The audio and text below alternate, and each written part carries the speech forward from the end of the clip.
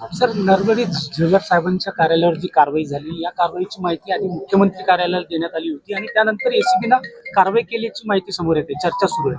नाही, आता ते काय झालेलं आहे त्या प्रकरणाचा पुरेपूर मला सुद्धा माहिती नाहीये, परंतु मंत्रालयामध्ये अशा प्रकारचं जर कोणी लाचखोरी करत असेल तर त्यांच्यावर कारवाई होणे गरजेचं आहे. एक अल्पसंख्याक विभागाच्या आढावा मॅडमचा एक ऑडिओ क्लिप समोर येतोय. त्या ऑडिओ क्लिपच्या माध्यमातून 2,500 ते 3,000 संस्थांना अल्पसंख्याकचा दर्जा दिल्याचं चर्चा समोर येते त्या ऑडिओ क्लिप मधून.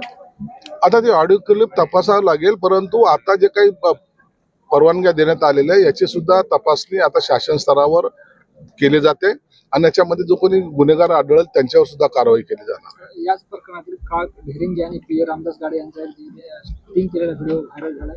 साहेब उद्या जातील 50 रुपये द्यावं लागतात.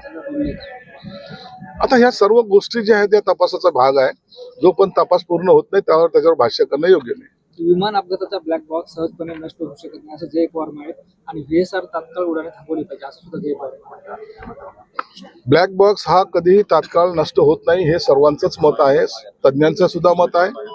परंतु जर हा नष्ट झाला असेल किंवा आणखी त्यातलं काही सापडलं नसेल तर निश्चित त्याची उच्चस्तरीय चौकशी ही सरकारने केली पाहिजे. सर, मंत्रिमंडळात मोठा फेरबदल होणार असल्याची चर्चा सुरू आहे. चर्चा हे 5 वर्ष चालू असतात, त्याला इतकं महत्व देण्याचं कारण नाही. काल रोहित पवारांनी विमान अपघातात 2 संशय व्यक्त केले.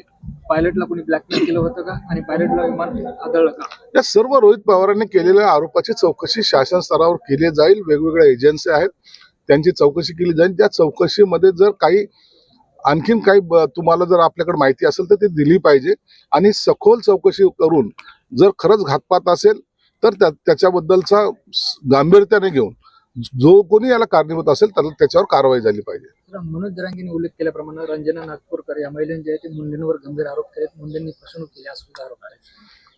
जरांगेंचं आणि मुंडेंचं हे जे काही रोजचा जे काही एकमेकावर आरोप प्रत्यारोप असतात ते निश्चित सरकार याची दखल घेत असते आणि त्या पद्धतीने ते चौकशी सुद्धा करते. सत्तेत असून सुद्धा अजितदादांच्या प्रकरणाची एकच झाली तपास होत नाही, शोकांतिका आहे असं मत सुद्धा आता पुढे येतं. चौकशी ही अत्यंत VIP असलेला अजितदादा आहे, म्हणून चौकशीमध्ये कोणताही बारकावे राहू नयेत, कोणती उणीव राहू नये ही सरकारची भूमिका आहे. म्हणून सरकार त्या पद्धतीने तपास करत आहे. आता या सगळ्या प्रकरणानंतर रोहित पवार यांना झेड+ सुरक्षा द्यावी अशी सुद्धा मागणी त्यांना पाहायला मिळते. ज्या पद्धतीने पत्रकार परिषदेत आवाज होतो.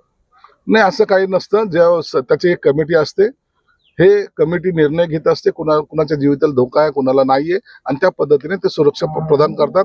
त्या कमिटीचा अहवाल फक्त मुख्यमंत्र्याकडे जातो, एवढंच काय. महत्वाचा विषय आहे.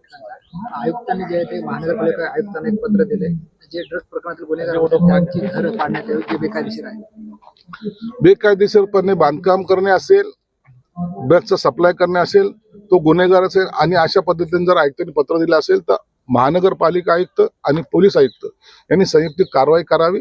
याला कुणाचाही विरोध असण्याचं काही कारण नाही. हे सगळं होत असताना जलील याला विरोध करताना पाहायला मिळाला. मग जलील कदाचित तो त्या ड्रग प्रकरणामध्ये सपोर्ट करत असावा किंवा त्याच्याशी संबंध असावा. पोलिसांनी या दृष्टिकोनातून सुद्धा तपास केला पाहिजे.